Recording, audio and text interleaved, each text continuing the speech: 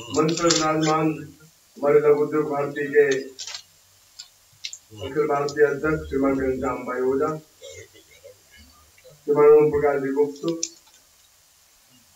श्रीमान नंद कुशोर जी नंदी, श्रीमान राकेश जी गर्ग, श्रीमान भारत जी, राजेश जी और श्रीमान ज्योति शंकर जी।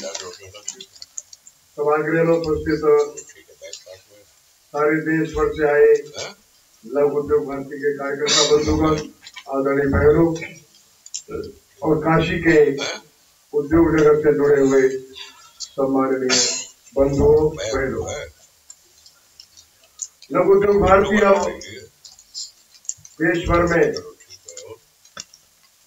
और एक बड़ा मजबूत उद्योग जगत का संगठन बन गया।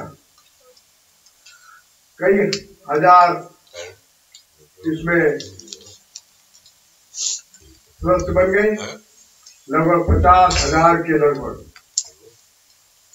एक सदस्य बनता है, इसका मतलब एक यूनिट जुड़ जाती है। तो हम कल्पना कर सकते हैं कि लगभग 40-45 हजार से ज्यादा यूनिट जो है अब लघु उद्योग भारती के कार्य क्षेत्र में है। यहाँ पर बड़ी संख्या में लोग बाहर से आए हैं, सारे देश भर से आए हैं और कुछ बंधु यहाँ काशी के एकत्रित हैं। जो देश भर से आए हैं उनको काशी के बारे में कुछ जानने की कोशिश करना चाहिए। तो ऐसा अवसर है, वे काशी में आए हैं और उद्योग जगत की बात करने आए हैं, तो काशी की पहचान कुछ भिन्न है। उद्योग भी है उसमें, उद्योग नहीं है ऐसा नहीं है। तो काशी कहते हैं तो गंगा का किनारा है और गंगा के किनारे बसा हुआ यह शहर जो है ये सारे विश्व भर में और वर्ल्ड अब तक जीवित सबसे पुराना शहर है। दुनिया में शहर थे पुराने लेकिन अब नहीं है, नष्ट हो गए। एथेंस, स्पार्टा ये नष्ट हो गए, बेबीलोनिया, मेसोपोटामिया अब नष्ट हो गए, पुराने शहर वो नहीं है। लेकिन काशी उनसे भी पुराना है और आज भी 10 का 10 जीवित है। जो काशी में 5,000 साल पहले, 6,000 साल पहले जो होता होगा आज भी होता है। इसलिए जब हम लोग विश्व स्तर पर चर्चा करते हैं तो अपने को ध्यान में रहना चाहिए, बहुत सारी परंपराएं, रीति रिवाज जो 5-6 हजार 10,000 वर्ष पहले होता था आज भी होता है। और इसके बारे में बोलते हैं only living city in the world, दुनिया भर में केवल एकमात्र जीवंत और जीवित शहर यही है। काशी शिव की नगरी है और गंगा यहाँ होकर के जाती है तो सब जानते हैं। लेकिन वेदों का जो संपादन हुआ वो काशी में हुआ, ये कम लोगों को मालूम रहता। पहली बात, आयुर्वेद का जन्म जो है वो काशी में हुआ, ये कम मालूम है। संस्कृत का जो व्याकरण है उसका जन्म काशी में हुआ। जो वर्तमान का जो व्याकरण है पाणिनि से भी पहले का व्याकरण, पाणिनि का व्याकरण तो 2,500 वर्ष पुराना है। वैदिक व्याकरण उसका जन्म यहाँ हुआ। जो सारे का पा धा नी सा जो 7 स्वर है जो संगीत जिनसे बनता है वो शिव के डमरू से निकले हैं। इसलिए संगीत की राजधानी ये काशी है। कला के क्षेत्र में 10-20 कलाओं का जन्म विकास इस काशी में हुआ। ये काशी आध्यात्मिक की नगरी रही और बड़े बड़े आध्यात्मिक लोग काशी में रहे। बहुत पुराना छोड़ दीजिए तो 12वीं 13वीं शताब्दी में जो रामानंद हुए वो काशी में हुए, जिनके शिष्य कबीर, रैदास, धन्ना, पीपा ये हुए। संस्कृत के अलावा कोई भाषा में प्रभु की अर्चना की जा सकती है, ये रामानंद ने स्थापित किया। और आरती की जो हनुमान लला की हिंदी में जो आई, ये 13वीं शताब्दी में देश में पहली आरती थी जो संस्कृत के अलावा विकसित हुई। धार्मिक साहित्य, वेदों का दर्शन लोक भाषा में आ सकता है, ये काशी से शुरुआत हुई है इसकी। बोले कबीर थे, रविदास थे, तुलसी थे, ये सब लोग काशी में बैठ करके जो वैदिक विचार और दर्शन था इसको लोक भाषा में लिखना शुरू किया। बाद में फिर पंजाब है, महाराष्ट्र है, गुजरात है, उड़ीसा, बंगाल, असम, इन क्षेत्रों में वहां की लोक भाषाओं में आध्यात्मिक साहित्य आया। आपको आश्चर्य होगा ये सुन करके, तो हिंदी की लड़ाई लड़ी गई वो काशी से लड़ी गई, और हिंदी को स्थापित करने का काम काशी ने किया, और हिंदी का व्याकरण भी काशी ने किया। हिंदी के सारे साहित्यकार प्रथम चरण के भारती हरिश्चंद्र है, विजय शंकर प्रसाद है, रामचंद्र शुक्ल है। हिंदी का पहला शब्दकोश काशी ने बना करके दिया, और काशी ने हिंदी के विस्तार के लिए देश भर में जहां से लोग भेजे। तो काशी की एक अपनी पहचान है, यहाँ की कुछ परंपराएं है, रीति है, रिवाज है, यहाँ का संगीत है, कलाएं हैं, वैदिक शास्त्रों का अध्ययन और अध्यापन है, बड़ी भारी एक गुण संपदा इस काशी के पास है। आध्यात्मिक साधना की जब बात करते हैं तो इसी काशी में तैलंग स्वामी हो गए, इसी काशी में विशुद्धानंद हो गए, इसी काशी में लाहिड़ी महाशय हुए, इसी काशी में गोपीनाथ कविराज हुए, इसी काशी में हीराराम हुए, जिन्होंने आध्यात्मिक क्षेत्र में बड़ा ऊंचा स्थान पाया। सारे दुनिया के लोग उनको जानते हैं, अपनी अपनी अलग अलग साधनाओं के आधार पर। रामकृष्ण परमहंस को भी यहाँ शिक्षा देने वाले लोग यही थे। काशी के घाट पर बैठकर रामकृष्ण परमहंस ने भी कई विषयों की शिक्षा पाई। काशी का अपने आप में एक बड़ा महत्व है, बहुत सारे क्षेत्रों में है। देवकीनंद खत्री थे यहाँ पर, तो वो उपन्यास लिखते थे, चंद्रकांता एक सीरीज आई, 9-10 उसके खंड आए थे।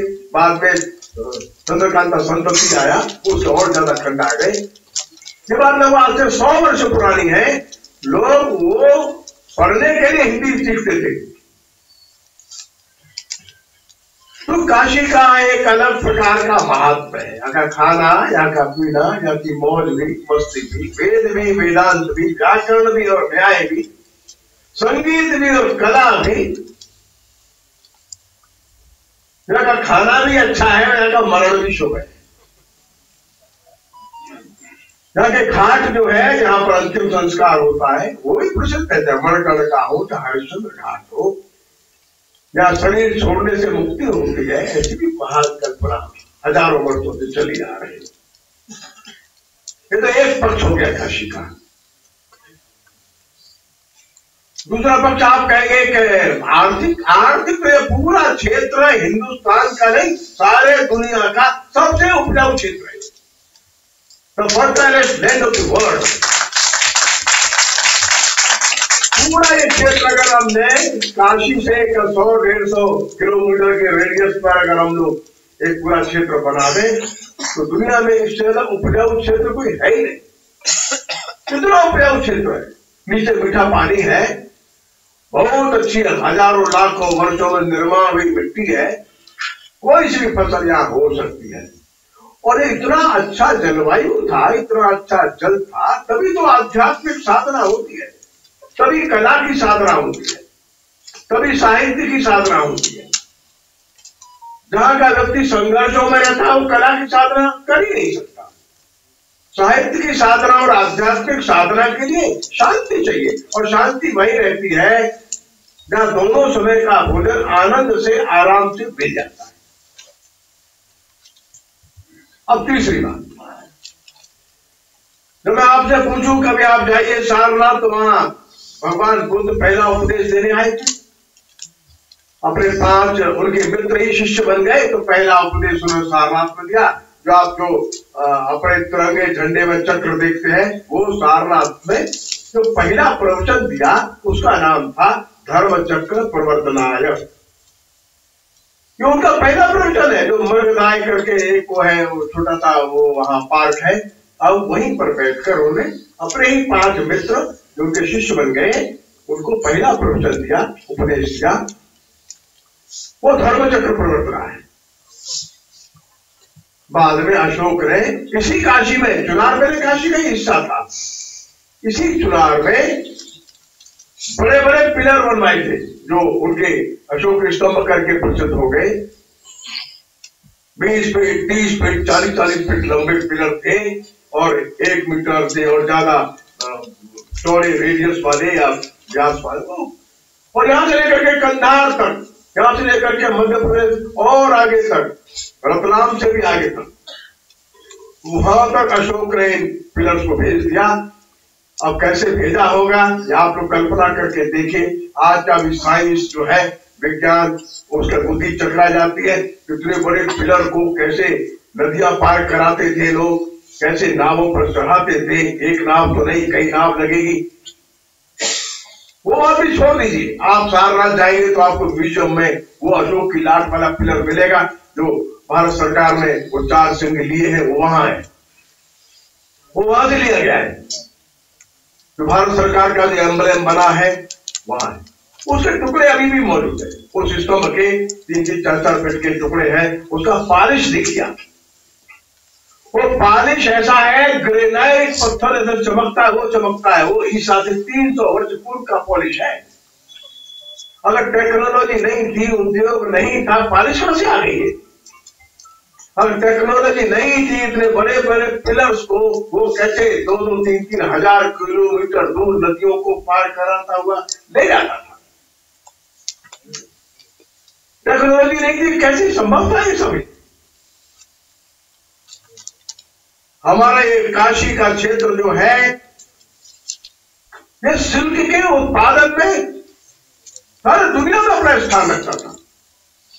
सिल्क के वस्त्रों का निर्माण, और वो सिल्क के वस्त्र जो इजिप्ट की ममी है वहां मिलते हैं।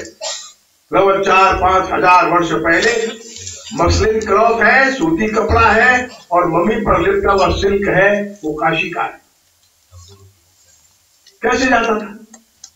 हजारों मील दूर यहां से जो एक्सपोर्ट होता था, अगर यहां उद्योग नहीं थे तो कैसे होता था? यहाँ के कालीन जो है वो दुनिया भर में जाते।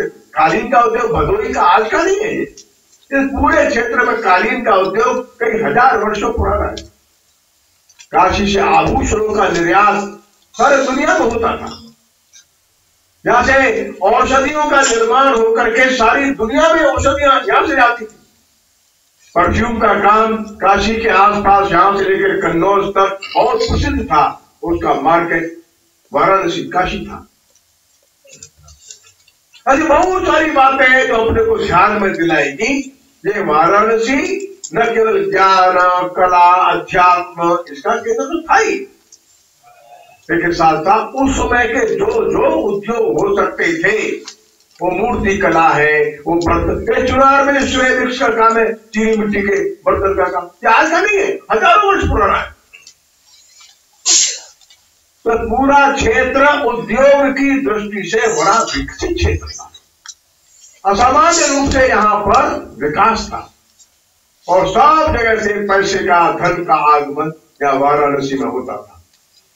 तो एक और आध्यात्मिक उन्नति, कला की उन्नति, लेकिन दूसरी ओर आर्थिक उन्नति, उद्योगों की उन्नति, बड़ा सेंटर था ये। और मुगल काल तक ये चलता रहा। इसकी बर्बादी जो हुई वो हुई कंपनी के आने के बाद। कंपनी ने आके उद्योगों को धीरे धीरे समाप्त कर दिया, वो अलग कहानी है।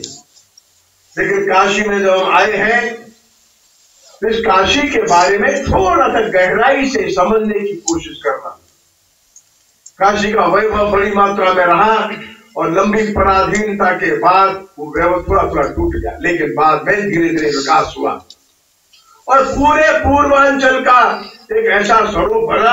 आज दुनिया भर में कहीं चले जाइए, आप यूएस जाइए, कनाडा, ऑस्ट्रेलिया जाइए, आप जर्मनी, फ्रांस, इंग्लैंड में जाइए, जो भी बड़ा देश आज कहलाता है, जो डेवलप्ड कंट्रीज है, वहां आपके पूर्वांचल के हजारों बच्चे मिलेंगे, हजारों। कोई इंजीनियर है, कोई डॉक्टर है, प्रोफेसर है, साइंटिस्ट है, मैनेजर है, इंडस्ट्रिस्ट भी है, वहां मजदूर भी मिल जाएंगे। लेकिन जितने टैलेंटेड बच्चे इस क्षेत्र के सारे दुनिया में फैल गए, उतना हिंदुस्तान के किसी क्षेत्र में इतने बच्चे नहीं भेजे जितने पूरे उत्तर प्रदेश में भेजे। वो जौनपुर है, बलिया, देवरिया, गोरखपुर, गाजीपुर, बनारस, प्रयाग, ये पूरा जो क्षेत्र है, ये टैलेंट के एक्सपोर्ट के लिए जाना जाता है। बेस्ट डॉक्टर्स कहाँ मिलेंगे, कहाँ के मिलेंगे? अभी मैं गया था कीनिया, तो वहां 3 देशों के हमारे कार्यकर्ताओं का 7 दिन का वर्ग था। तो जो मैं कीनिया में था, तो कीनिया के एक 4-5 लोगों का फोन मेरे पास आया। अरे भाई साहब, आपका हमने नाम अखबार में पढ़ा, आप यहाँ आए हुए नैरोबी में। हाँ, नैरोबी हम मिलने आते। तो कौन मिलने के लिए आया? वो बलिया के डॉक्टर है, बनारस के इंजीनियर है, बनारस के डॉक्टर है, भदोही के, मिर्जापुर के, ये सब लड़के मिलने आ गए। अरे भाई तुम यहाँ क्या करते हो भाई? अरे वाह भाई साहब, यहाँ आ गए हम लोग, यहाँ के हॉस्पिटल में है वैसा। और हमसे बोलते हैं, अरे हम नहीं है, 90% डॉक्टर हमारे ईस्टर्न यूपी का ही है नैरोबी में भाई साहब।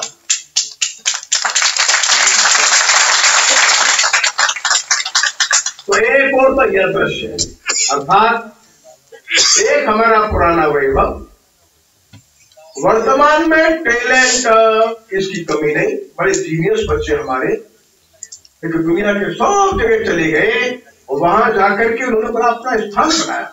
हम बंबई जाते हैं, बंबई जाए तो ना किसी भी कॉलोनी में हम रुक गए, किसी भी कॉलोनी में हम पूछते हैं, भैया कौन कौन लोग रहते हैं, जरा बताओ जरा। अरे भाई साहब, इस पूरे अपार्टमेंट में ना 50% लोग तो ईस्टर्न यूपी का, बिहार के ही है हमारे।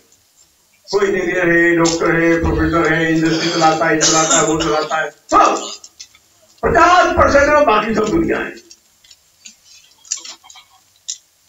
कभी बंबई में आप टैक्सी ड्राइवर से पूछो कहां से हो भैया, भैया हम इलाहाबाद बताएगा, इलाहाबाद में नहीं, बगल प्रतापगढ़ के हैं भाई साहब। वो सोचता है जो हम इलाहाबाद के पास क्या जानते हैं, इलाहाबाद प्रयाग करके, हाँ मैं इलाहाबाद में कहाँ के हैं आप? नहीं, बगल में प्रतापगढ़ के हैं। इलाहाबाद जाता है, ये जानते होंगे, प्रतापगढ़ क्या जानते होंगे? हम पूरे प्रतापगढ़ में कहाँ के हो? हमारी तरफ मुड़ के देखता है, आप प्रतापगढ़ जानते हैं? हम जानते हैं। तो हम पूछे पट्टी क्या हो, वीरापुर के कहाँ के? अरे भाई पट्टी क्या है भाई साहब, ऐसा। ये दृश्य क्यों खड़ा हो गया कि हमारे बच्चे सारे दुनिया में जा रहे हैं, कोई गाड़ी चलाता है, कोई इंडस्ट्री चलाता है, कोई हॉस्पिटल चलाता है, कोई कहीं का इंस्टीट्यूट चला रहा है। कारण ये रहा कि जो एक अच्छा अनुकूल वातावरण जहां हमारे पूर्वांचल में चाहिए था, वो नहीं बन सका। बच्चों में टैलेंट था। ये 2 विश्वविद्यालय, प्रयाग का और ये काशी का, ये दोनों विश्वविद्यालय बहुत पुराने, देश में सबसे पुराने विश्वविद्यालय गिने जाएंगे अगर 10-5, उनमें ये 2 है। और दोनों ने बड़ी मात्रा में अच्छे लड़के निकाले और धीरे धीरे पूरे क्षेत्र में शिक्षा का विस्तार पिछले 100 साल में हो गया। गांव में बड़े बड़े कॉलेज खुल गए, लेकिन उद्योगों का विस्तार नहीं हुआ। ये सच बात है। पुराने उद्योगों की तो टेक्नोलॉजी अब काम की वैसी नहीं थी, वाइबल नहीं थी, ठीक बात है, वो तो समाप्त हुई। लेकिन नई टेक्नोलॉजी के साथ नए उद्योग जो चाहिए थे, उनका एस्टेब्लिशमेंट समय पर नहीं हुआ और धीरे धीरे और बहुत सी समस्याएं खड़ी हो गई। कोई उद्योग लगाता है तो फिर कुछ पहले तो बदमाश लोग ही आ जाते हैं, आप इंडस्ट्री लगा रहे हैं, हाँ कोई लड़का मिलने के लिए आना, अब सब समझते मिलने के लिए आना तो क्या करना है।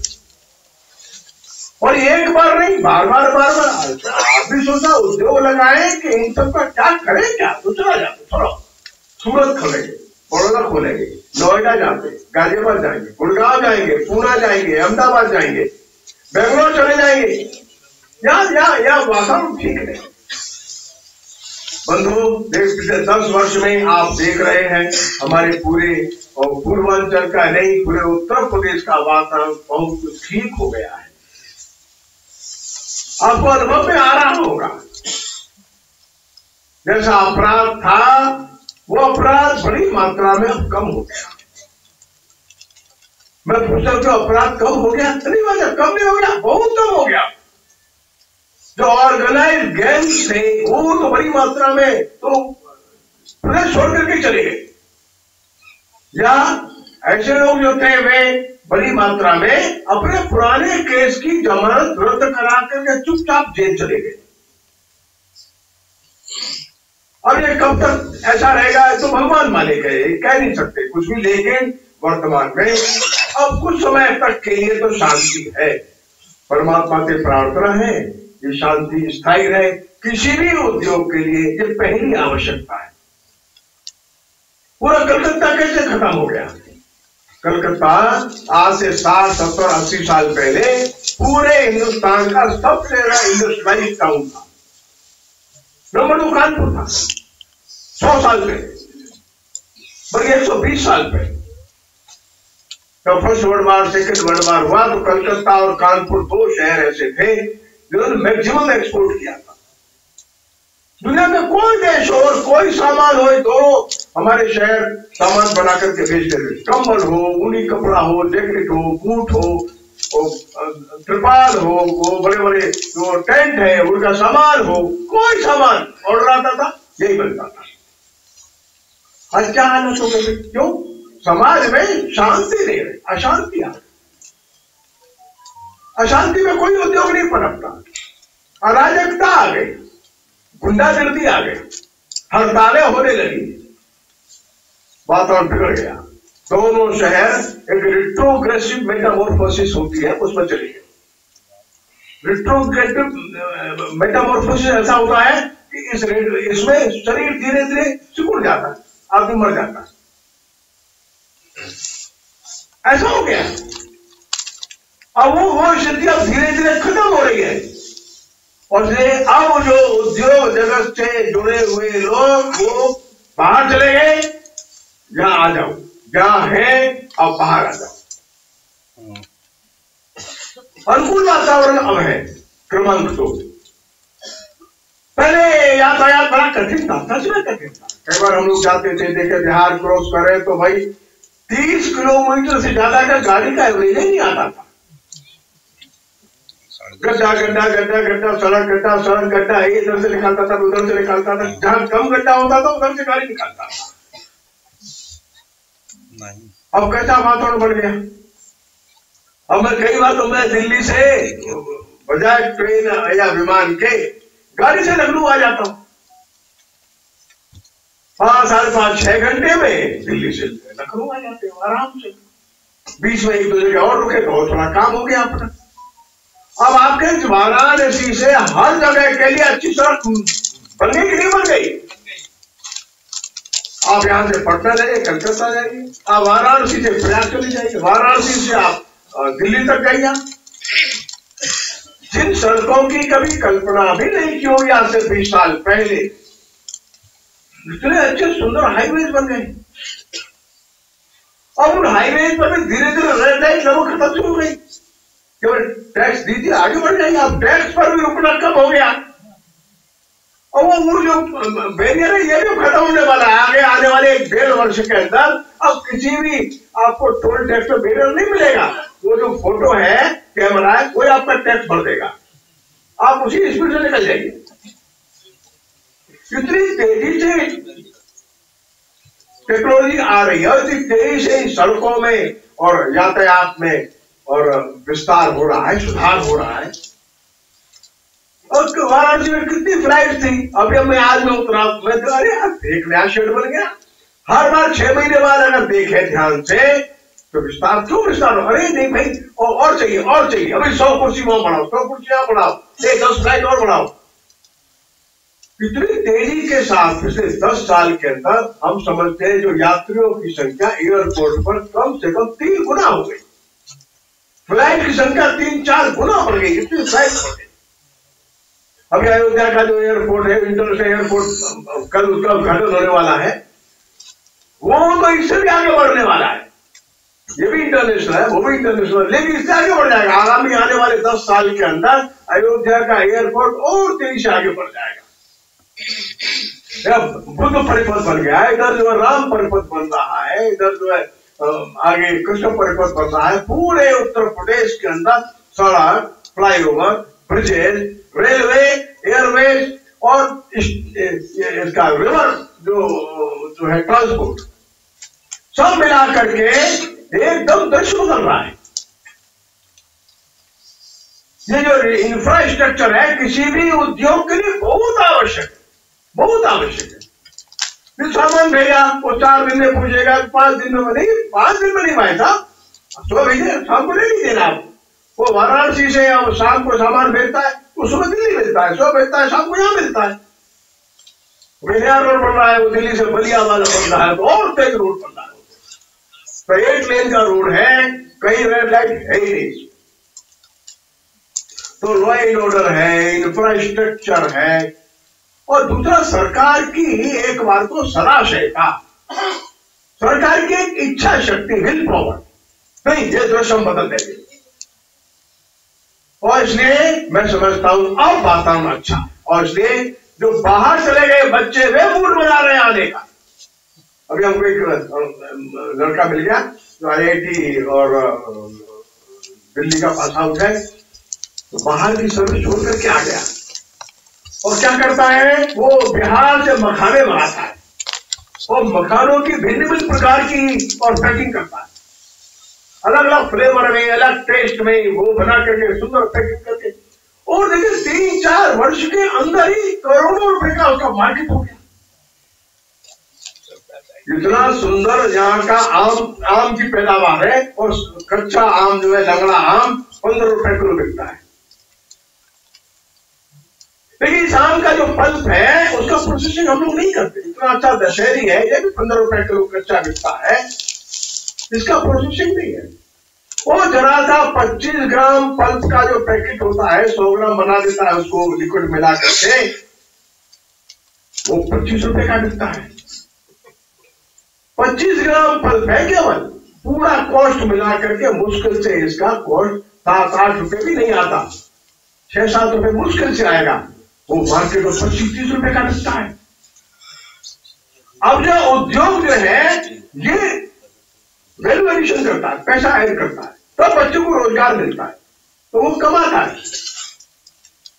और पूरे क्षेत्र में इतना बड़ी मात्रा में दूध पैदा होता है, और पशुपालन का यहाँ लोगों को शौक है। गांव गांव में गाय भैंस रखते हैं लोग, लेकिन मुझे ध्यान में नहीं आ रहा कोई दूध का बड़ा प्लांट यहाँ हो या पाउडर मिल्क बनता हो, वो तो ध्यान में नहीं आता। शुगर फैक्ट्री है, लेकिन चीनी का कोई दूसरा आइटम बनता हो, कोई चॉकलेट बनाता हो ना, वो नहीं बनता। रॉ शुगर की बिक्री होती है, रॉ शुगर तो 35 रुपए किलो बिकेगी। तो शुगर बेस्ड इंडस्ट्री है, मिल्क बेस्ड इंडस्ट्री है, फ्रूट बेस्ड इंडस्ट्री है, इतनी बड़ी मात्रा में यहाँ सब्जी पैदा होती है। अभी आप जाएंगे इलाहाबाद के सड़क पर, हम लोग देखते थे बड़ी मात्रा में जो कद्दू जो है, पंपकिन कद्दू इतना रखा रहता है, सैकड़ों नहीं हजारों ट्रक कद्दू एक्सपोर्ट करता है इलाहाबाद, हजारों ट्रक। पूरा गंगा का जो किनारा, यमुना का किनारा, सैकड़ों मील तक कद्दू पैदा होता है। लेकिन कद्दू पैदा होता है, कद्दू का कोई मटेरियल और नहीं बनाते, कुछ नहीं, नथिंग, प्रोसेसिंग नहीं है, कोई प्लांट ही नहीं है। इतना अच्छा यहाँ परवल पैदा होता है, इतना अच्छा बैंगन पैदा होता है, इतना अच्छा नेनुआ, लौकी, तोरई पैदा होता है। वो पैदा करने वाले टैलेंटेड लोग हैं यहाँ, उनको सब्जी पैदा करने में महारत हासिल है। अच्छे बीज ला करके दे दो, थोड़ी टेक्नोलॉजी बता दो, उनका काउंसलिंग हो जाए, वर्कशॉप हो जाए, वो इतना अच्छा सब्जी पैदा करेंगे, और हाफ कुक्ड प्रोसेस सब्जी पूरा यूरोप में बिक जाएगा। तो जो सब्जी यहाँ होता है वो सब्जी यूरोप में नहीं होता। यूरोप में लौकी मिलता है 500 रुपए किलो, नेनुआ जो है ये मिलता है 700-800 रुपए किलो। लेकिन हम यहाँ इसका प्रोसेस ये नहीं करते। हमारा यहाँ का जो किसान है वो 15 रुपए किलो में बेचता है। क्या करे बेचारा? अब मौका है। हमारे यहाँ केवल 10% फ्रूट से है, उसका प्रोसेसिंग ऑल ओवर इंडिया है। यह हाल है हमारा। हम ये चीज लाए। हाँ, सिल्क की साड़ी बनती है, लेकिन सिल्क के गारमेंट नहीं बनते यहाँ। सारी 3000 साल से बन रही है।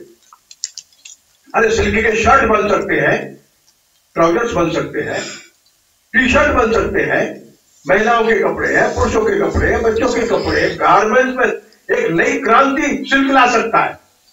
तरह तरह के उसमें डिजाइन बनाया, एडिशन है, बस कुछ नहीं है।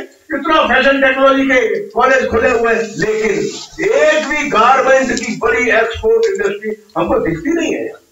सिल्क बेस्ड नहीं है। क्यों नहीं है? को उस तरह का भी सोच हमारा विकसित नहीं हो पा रहा। लोग काशी आते, घूमने आते, वो अमेरिका से ग्रुप आ रहा है, यूके से ग्रुप आ रहा है, वो आता है। अरे हमको काशी घूमना है, प्रयाग भी हो लेंगे और फिर बाद में अयोध्या भी जाएगा। देखिए, तो इन लोगों को अच्छे से वाराणसी दिखाने वाले ये लोग चाहिए। वो हजारों की संख्या में चाहिए। कोई स्किल डेवलपमेंट की 10 कंपनी इसमें काम करे, 2000 लोगों को रोजगार मिलेगा। पूरा काशी दिखाओ कि काशी कैसा है।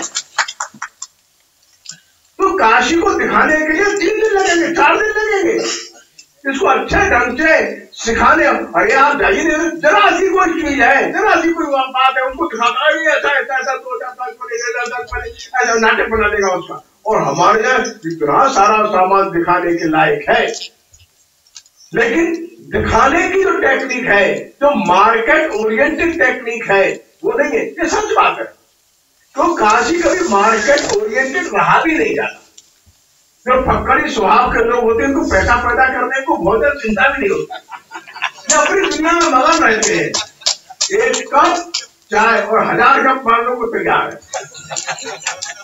इसको थोड़ा थोड़ा बदलो, अपनी मस्ती कम मत करो, लेकिन अपने बच्चों को अपने पास रखने के लिए यहाँ का इंडस्ट्रियल डेवलपमेंट करना है। थोड़ा सा समाज में एक डेवलपमेंट के साथ साथ डिसिप्लिन भी चाहिए। फक्कड़पन हो जाता है तो डिसिप्लिन थोड़ा सा बिगड़ भी जाता है। या थूकेगा, वहां थूकेगा, यहाँ सब लोग थूकते ही रहेगा। कोई जगह ऐसी नहीं मिलेगी यहाँ नहीं थूकता है। और थूकने में अपने आप को गौरवान्वित अनुभव करता है। हम कहीं भी थूक सकते हैं। ये भी कोई एक्सपर्टाइज है आपकी। अरे ठीक है भैया, पान खाते हैं, तंबाकू खाते हैं और जो भी कुछ है आप खाई पिए, लेकिन आपको यह अधिकार किसने दे दिया कि चाइना थूकेगा? सब जगह गंदा कर दे, कहीं जाएगा यूरिनल से सब जगह थूकेगा। क्यों करता? सब दीवार वो व्हाइट वॉश कराता है कॉर्पोरेशन, अगले दिन थूकेगा। अब अच्छा साफ दीवार में वहां थूकेगा, जो गंदा हुआ नहीं थूकेगा, साफ तो थूकेगा। ऐसी बहुत सी बातें हैं। 1 दिन की छुट्टी लेगा, आएगा 4 दिन बाद, क्या हो गया जी? लोग भी छोड़ देगा और क्या कर लेंगे? तो डिसिप्लिन में रहना एक जरूरी पक्ष है। तो पुराना जमाना गया, अब उद्योग जो है ये अनुशासन चाहते हैं, क्योंकि इसमें कंपटीशन है, दुनिया से कंपटीशन है। आज एक छोटी सी एक मोमबत्ती भी बनती है, फिर अगरबत्ती बनती है, थोड़ा साबुन बनता है, कुछ छोटा पाउच बनता है, उसमें सबसे कंपटीशन है।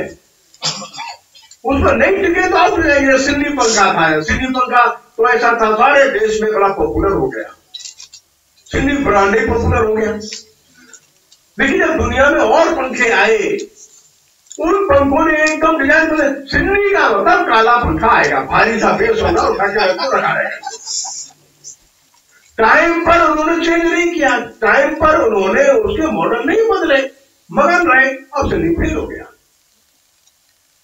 और हिंदुस्तान में कम से कम 25 कंपनी के पंखे बिक रहे थे, और जिसने ऐसे एक्सपेरिमेंट शुरू किए थे वो बंद हो गए, क्योंकि युग के अनुसार उद्योग को चलना है। ध्यान रखिए, अगर उद्योग युग के साथ नहीं बदलेगा, नहीं चलेगा, डिसिप्लिन नहीं लाएगा, उसको आवश्यकता अनुसार बदलेगा नहीं, नई टेक्नोलॉजी नहीं लाएगा तो नहीं चलेगा, अब नहीं चलेगा। उन क्या था, 100, 200, 300 साल पहले बहुत कम लोगों को दुनिया का पता चलता था। एक चीज है, वो 600 साल दिखता रहता था। जैसे अभी मैं देख रहा था जो जौनपुर वालों की इमरती बनती है ना, क्या नाम है उसका, बेनी राम, ये भी अपना 80 साल से डिब्बा नहीं बदलता। लेकिन अभी मैंने देखा 15 दिन पहले उसने डिब्बे के ऊपर पहली बार बदलाव किया, ऊपर जो है ग्लेज डाल दिया। दूसरा बदलाव उसने ये किया, अंदर इमरती के नीचे अच्छा क्वालिटी का पॉलिथीन लगा दिया। लगा था पहले भी था, अब थोड़ा क्वालिटी, अरे भाई क्या हुआ इसको, कोई ध्यान दे दिया इसको, लगता है उसको दिख रहा है इतना बहुत दे रहा है, क्या नहीं, लेकिन जब कंपटीशन आता है तो उसको चिंता होती है। और काशी वासियों से मेरी विनम्र प्रार्थना है कि आपके विद्वत्ता, क्षमता, आपकी मस्ती और आपका आध्यात्मिक जीवन ये सच में प्रशंसनीय है। लेकिन जब उद्योग जगत में जाएंगे, आप ये चाहेंगे कि हमारे बच्चों को भी रोजगार नहीं मिले, हमारे बच्चे छोटी छोटी नौकरी के लिए बंबई और मद्रास और बेंगलोर या अमेरिका न जाए, जो हमारे पास रहे, तो फिर अपने को एक नए प्रकार के सोच में आना होगा। मैंने प्रारंभ में बताया, सबसे उपजाऊ जमीन आपके पास, बढ़िया क्लाइमेट अपने पास, मौज मस्ती के साधन अपने पास, कला और साहित्य अपने पास, यह दुनिया में किसी जगह नहीं। ये इतनी सारी बातें दुनिया में कहीं नहीं है, सच में कहीं नहीं है। इतना अच्छा तबला सुनो, इतना अच्छा हारमोनियम सितार सुनिए, इतने अच्छे वेदों के मंत्र सुनिए, इतने अच्छे भाषण सुनिए, मस्ती में हो तो व्यंग्य की कविताएं सुनिए, फिर गाली गलौज सुनिए, सब है यहाँ। बुद्धिमत्ता में किसी से पीछे नहीं है। लेकिन थोड़ा सा युगानुकूल परिवर्तन करके हम इस पूरे क्षेत्र को हम दूसरे रूप में बदल सकते हैं। अपनी विशेषताओं को बनाए रखिए, अपनी आध्यात्मिक भावना, कला का प्रेम ये बनाए रखना, अपनी परिवार व्यवस्था, परिवार के प्रति अपना आकर्षण, संबंध ये बनाए रखना। लेकिन थोड़ी सी हमने आर्थिक उन्नति करी, हमारे लाखों बच्चे जो अपने माँ बाप से दूर है, अपने दादा दादी से दूर चले गए बेचारे, उनको यही रोजगार मिलेगा। और ये पूरा मैं समझता हूं 100 किलोमीटर रेडियस करके, मैं कोई भविष्यवक्ता नहीं हूं, तुम्हें ज्योतिषी ऐसा बिल्कुल नहीं है, लेकिन मैं आपको पक्का विश्वास दिला रहा हूं आज कि ये 100 किलोमीटर के रेडियस का क्षेत्र विश्व का सबसे बड़ा औद्योगिक क्षेत्र बन जाएगा आगे 20 साल। तो इसके बाद सब कुछ है जो एक अच्छे उद्योग के क्षेत्र के लिए चाहिए, वो सब कुछ है इसके पास। बेंगलोर डेवलप हुआ, बाहर के लोगों ने किया है। बंबई डेवलप हुआ, बाहर के लोगों ने किया है। पूरा का पूरा गुड़गांव और नोएडा बाहर के लोग आके चला रहे हैं। हमको बाहर नहीं जाना है। और वहां देखिए क्या है, यहां सब कुछ है। इस सब कुछ को छोड़कर लाखों बच्चे बाहर चले गए, ये अच्छा नहीं किया। लेकिन देर आए दुरुस्त आए, वातावरण ठीक है, समाज में अब अनुशासन आ रहा है, लॉ एंड ऑर्डर ठीक है, अच्छी सड़कें बन गई, अच्छे हवाई अड्डे बन गए, रेलवे स्टेशन अच्छे सुधर गए। ये सब आह्वान कर रहे हैं उद्योग जगत के लोगों को, आइए, अब तो आइए, लगाइए हिम्मत से, और छोटी छोटी बातों को लेकर के परेशान मत होइए। और मैं नंदी जी को भी कहूंगा, नंदी जी आप व्यापारियों की समस्याओं को सुन करके परेशान मत होइए और बहुत चिंता मत करिए, तो इनकी मांगे अनंत है। आज आपको 20 मांग बताएंगे और जैसे 20 पूरी हुई अगली 20 की लिस्ट हाजिर है। ये कभी संतुष्ट होने वाले लोग नहीं है और इसलिए व्यापारी। अब अंत में एक छोटी घटना सुनाता हूं, उसके बाद मैं अपना बोलना समाप्त करूंगा। एक हमारे मित्र थे व्यापारी, हम नाम नहीं बताएंगे तो काशी के ही थे। हम उनके पास चले जाते थे वैसे ही जब मारने, तो हमारे मित्र के पिताजी कहते, हमें क्या कैसा चल रहा बाबू जी हालचाल व्यापार? अरे भैया क्या बता करो, घाटो हमको व्यापार में तो बहुत घाटो हो। हम बात अपने समेट करके चले जाते थे, घाटा हो गया क्या बात करें। 2-3-4 बार ऐसा हुआ तो हमने अपने मित्र को पूछा, ये तुम्हारे पिताजी घाटा घाटा कहते हैं बार बार, क्या स्थिति क्या वास्तव में कुछ गड़बड़ है क्या, खराब हो गया क्या कुछ? अरे नहीं भाई साहब, आप कहाँ चक्कर में पड़ गए, व्यापारियों के चक्कर में आप मत पड़ा करिए। क्यों? अरे हमारे पिताजी ऐसे हैं, 1 साल पहले पूरा चिट्ठा बनाते हैं, कितना फायदा होगा इस साल। पिछले साल 25 करोड़ का हुआ था, इस साल 40 करोड़ होना चाहिए, और हुआ 30 करोड़ तो 10 करोड़ का घाटा खाता खाता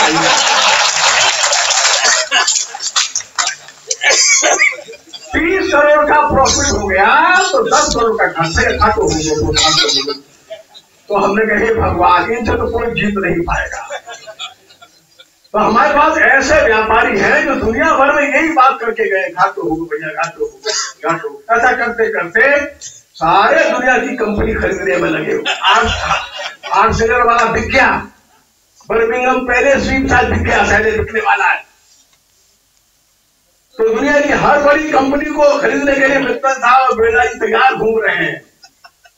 और इसलिए व्यापारियों की समस्याएं हैं, उनको उदारता से आप सुनिए, जितना हो सकता है हल करिए, लेकिन ध्यान में रखिए और सब हल हो गई, अगली 20 और आने वाली है। क्यों भाई साहब? ठीक है, आप सभी को विनम्रता पूर्वक मेरा नमस्कार।